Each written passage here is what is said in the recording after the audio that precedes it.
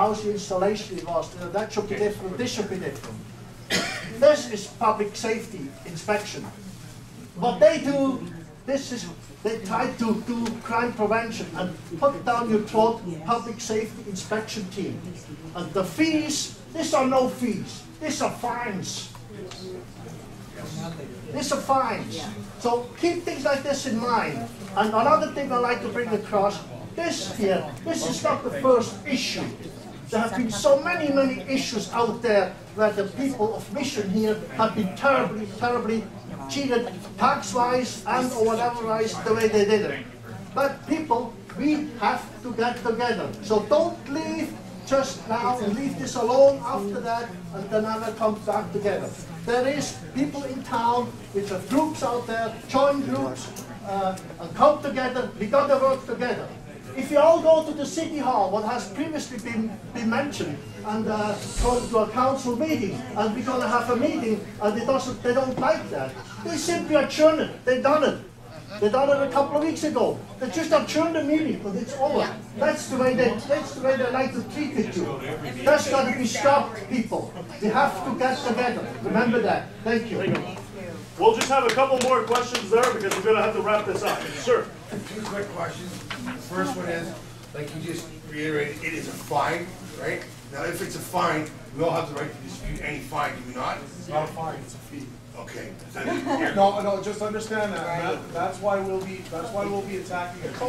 Because the fee is discriminatory because they have deemed over 100 properties where they have found no evidence of a supposed marijuana grow-up or a controlled substance bylaw. Well, why is that person not subject to the fee like I am? Thus, it's now become a fine. Will they make those addresses and names public so we can see? Because I don't believe that anybody, if they go through your home, you're going to get assessed that fee. I don't care.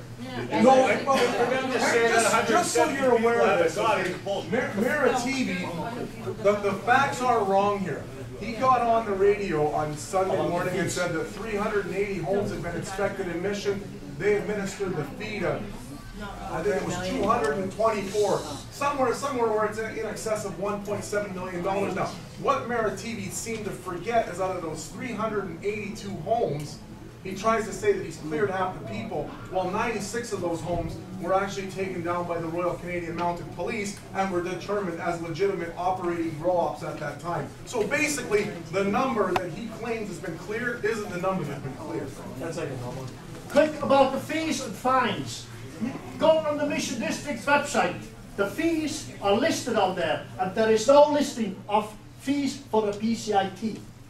There is no listing on the website on that. The regular plumbing fees, electrical inspection fees, you talk about $150, $175, whatever things like this, different fees goes on. But this is not. This is something way different.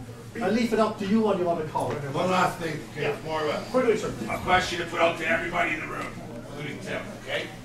Personally, I'm one that I will stick my neck on. I've done it all my life for a lot of different people. But a lot of people, I can feel it here, don't know how many people that are signing this petition here are ready to jump in front of the bus and say, I'm on, let's do it.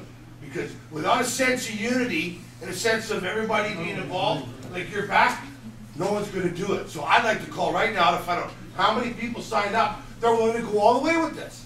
yeah, exactly. That's what I want to see. That lines us all right there. That's what I want to see. Coming at the back, please, ladies and gentlemen. Gentlemen back there. The bottom line is this, I don't care what anybody in this room does in their own home. Either they've got the right to come through our home or they don't. They don't. So that's the issue, that's the bottom line. Exactly. What people do in their own home is nobody's business. Exactly what the class action lawsuit is about. Okay, understand this. It's not about evidence here, okay? What it's about the process used to getting on your property and the fact that it violated your civil rights. As the lawyer put it, I could care less if I went into your basement and you were an axe murderer and there was 1,000 bodies buried in your basement.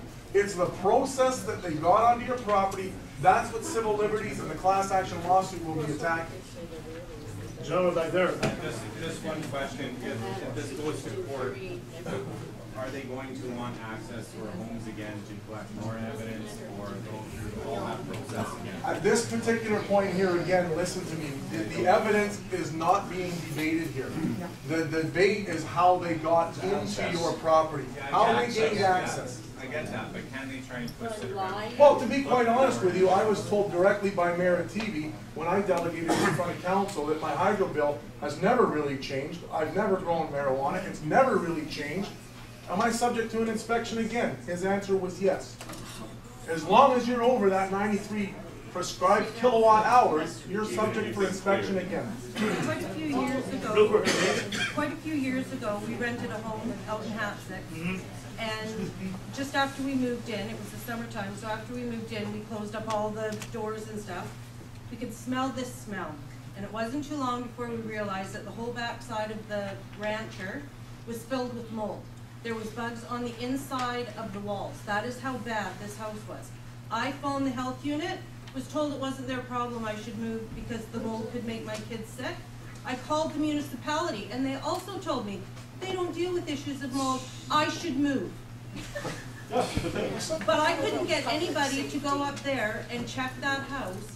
That was disgusting, and when I moved out, somebody else moved in the same day. The people that were in there before me, both of their kids have chronic asthma now and have to use the respirators from the mold in that house, and nobody from this municipality would go up there and do anything about that mold in that house.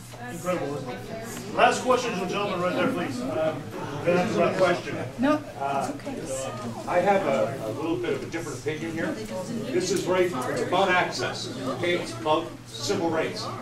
It's also about who the hell has the qualifications to make a tribunal, 3 guys, decide right in front of you, you're guilty. Now in my country, which is Canada, as yours is, we all live in Mission. Why is Mission excluded from our constitutional rights? Which means you have to be adjudicated by a panel of your peers. These guys aren't my peers, they're not your peers. They're bureaucrats. Okay, they're justifying their job. Okay? And one last fact here for all of you too, just quickly, if you read the bylaws, okay, the bylaw does state that if you're found in contravention of this controlled substance bylaw, you are to be taken to court and you're supposed to face a penal fine of $10,000 in a BC provincial court of law. How many people do you think out of the 277 homes that they've administered this fee against now, they've taken to court? None, because there's no evidence. That's right. But there's evidence enough to say that I was accused of growing dope. You know? By a DEA electrician. If they're going on your meter reading alone, all they're doing is promoting people to steal power, which is more of a problem than paying for your hydro. That's a very good point. Because most houses that burn in grow-ops are all stolen power. What if you were completely unhooked from hydro? You had solar panels and a windmill. What would be the justification for that?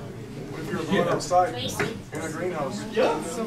What would be the justification for that? What's the position of BC Hydro as far as giving out this information in the municipality? BC Hydro has since won, I would say it was in November or December, they basically won an injunction where they no longer want to give the records. It now falls on the RCMP to subpoena the records, and the RCMP can still overrule and pull records. But check your records closely, because the printout I got from the city, go to Hydro and get your own printout, because the numbers don't match. Yeah. And They don't match. What they're claiming you use and what Hydro says you're using, they don't match. From a very good source, I'm told that this hydro does not give out the readings to City Hall unless they're asked by the RCMP. So my question was automatically, what is the RCMP, even though they're not coming onto your property? Why are they inspecting And your house? just to touch on what you were saying about evidence and access to your house, quickly so you know, BC Civil Liberties has received 10 files from people, including myself.